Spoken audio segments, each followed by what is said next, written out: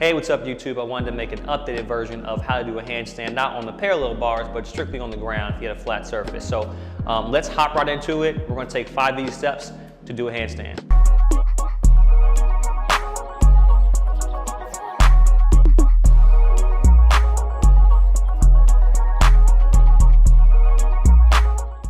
So the very first step of doing the handstand is making sure your shoulders and your core are right.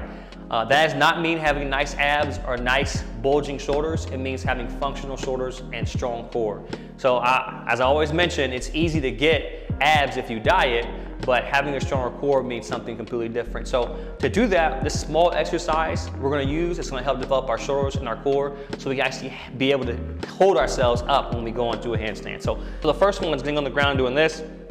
Then all you're gonna do is push up for about 10 seconds. Come down, push up, come down, push up, come down. So ideally do 4 sets of 10 seconds while you're fully up. Then on the ground, count about 15, 20 seconds, then go back up again.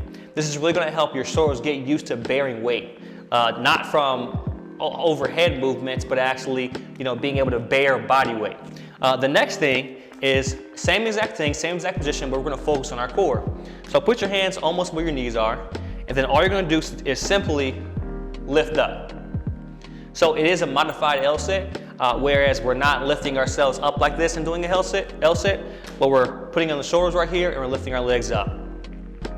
10 seconds, come down. Come down. It gets harder the farther away you get, so you may wanna start closer to you, lift up, and then work your way right here.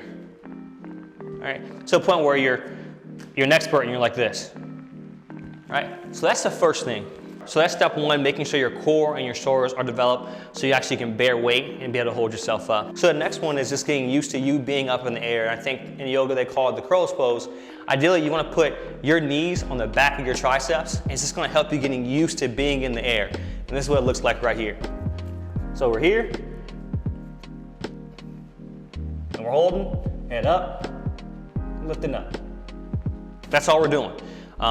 Just do that, like I said, 4 sets of 10, 4 sets of 20 as you get stronger and you can hold longer. These are necessary steps that are gonna help you being able to have the core strength to hold yourself up. And it's very important that you do these steps and not just hop up there. Not do a handstand walk, but be able to hold your body in the air. So for the next one, we're gonna be upside down.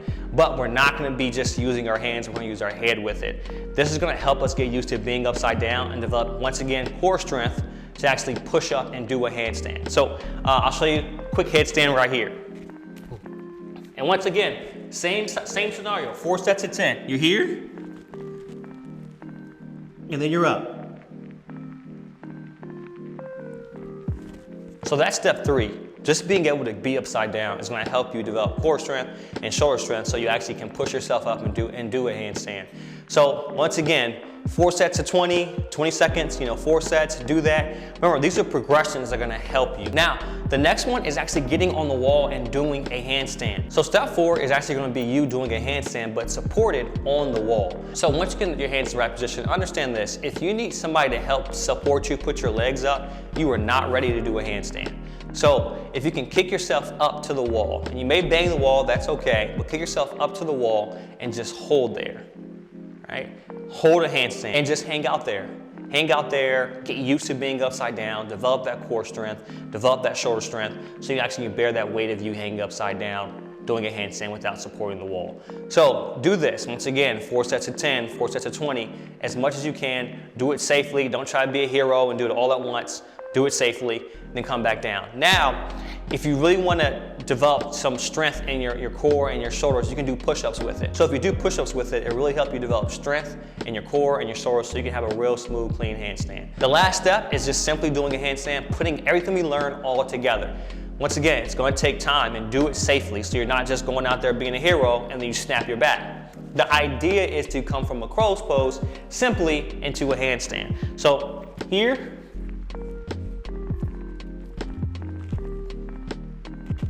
to here.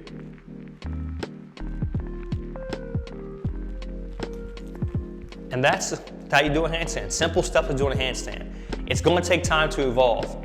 Give yourself time to really develop the muscles in your body, the functional muscles in your body to do it. If you're doing some type of bodybuilder workout where you're isolating muscles, this will affect how you do a handstand and how you get up to do a handstand. There's also another way to do a handstand. You can walk into it. Let's get to the point where you can just bounce up from that modified version to a handstand. And you'll see a lot of people just kind of walk into a handstand. Some of the gymnasts, they'll go like this.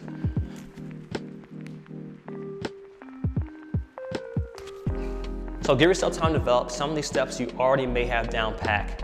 Take your time with it, develop your core, develop your shoulders to the point where you can do a sleek, smooth handstand. So here's a bonus tip that I want to throw in there, and I can't take credit for it. I have to give a shout out to Dominique. She was a gymnast from Germany that actually showed me how to do this and do it the correct way to open my shoulders up. So one thing that's going to really help you get a smooth handstand so you can actually stand up there longer is to open your shoulders up. This modified exercise where you stand away from a bar or something you can grab on, you bend over, grab the bar, and then you put weights right at the top of your back where your shoulders and your back meet. Once that weight's there, it'll slowly start to open your shoulders up. You can add weight as you go, but this will really help you before you do a handstand so you can actually stand up straight and not arched or, falling over. So that's a bonus tip. Thank you guys for tuning in on how to do a handstand. If you have any questions, hit me up on Instagram. I will respond there. Subscribe, follow if you're not, and I'll check you guys later. I'm out.